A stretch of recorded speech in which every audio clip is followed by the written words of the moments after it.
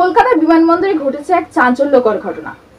Singapore থেকে ঢাকার উদ্দেশ্যে রওনা হওয়া এক বাংলাদেশি যুবক আচমকাই পালানোর চেষ্টা করে বিমানবন্দরের লাউঞ্জ থেকে। ধৃত যুবকের নাম মোহাম্মদ আশরাফুল, বয়স মাত্র 25।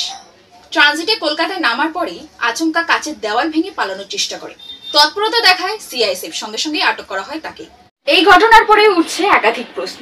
আশরাফুলের উদ্দেশ্য কি ছিল? এটা কি শুধুই মানসিক সমস্যা, নাকি এর পেছনে রয়েছে কোনো ষড়যন্ত্র? বিমানবন্দরের মতো হাই সিকিউরিটির মধ্যেও এমন ঘটনা কি করে ঘটলো? তদন্তে নেমেছে কলকাতা পুলিশ ও ইমিগ্রেশন বিভাগ। ধৃতকে জিজ্ঞাসাবাদ করে খুঁজে বের করার চেষ্টা চলছে। সে একা কাজ করছিল নাকি এর সঙ্গে জড়িয়ে আছে আর কেউ?